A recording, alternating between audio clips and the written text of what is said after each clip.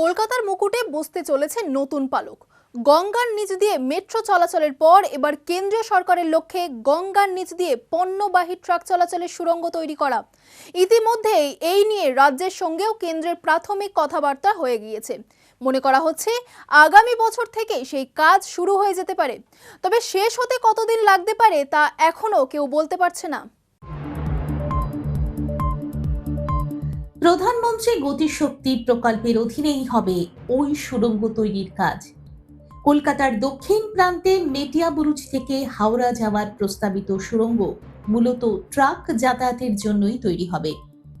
এর ফলে কলকাতা বন্দর এলাকার ট্রাক হাওড়া হয়ে বিভিন্ন জাতীয় সড়ক ধরে রাজ্যের অন্যত্র যেতে পারবে।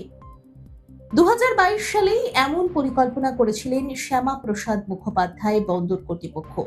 এরপরে গঙ্গার তলা দিয়ে বন্দর এলাকায় ট্রাক যাতায়াতের জন্য সুড়ঙ্গ বানানো সম্ভব কিনা তার পরীক্ষা নিরীক্ষা শুরু হয়।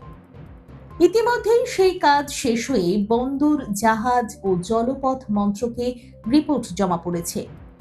মন্ত্রকের প্রতিমন্ত্রী শান্তনু ঠাকুর জানিয়েছেন, খুব তাড়াতাড়ি কাজ শুরু হয়ে যেতে পারে।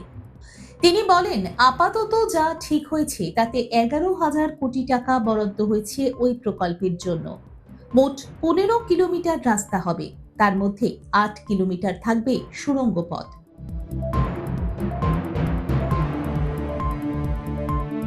প্রসঙ্গত, এখন বন্দর থেকে কোনো ট্রাককে জাতীয় সড়কে যেতে হলে প্রধান পথ দ্বিতীয় হুগলি সেতু। সেই সেতু দিয়েই যাতায়াতের জন্য কলকাতা শহরে ঢুকতে হয় ট্রাককে। শহরের যান চলাচলের যাতে ব্যাঘাত না ঘটে তার জন্যই সুড়ঙ্গ পথের প্রস্তাব কেন্দ্রীয় সড়ক মন্ত্রী নীতিন গডকরিকে দেওয়া হয়েছিল। এরপর বন্দর কর্তৃপক্ষ সেই পরীক্ষা চালান একটি বেসরকারি সংস্থাকে দিয়ে। সেই রিপোর্ট যে মন্ত্রকে জমা পড়েছে, সম্প্রতি তা লোকসভাতেই জানিয়েছেন কেন্দ্রীয় বন্দর, জাহাজ ও জলপথ মন্ত্রী সর্বানন্দ সোনোয়াল। এবার দেখার কবে থেকে চালু হয় কলকাতার বুকে এই দীর্ঘ সুড়ঙ্গ পথ।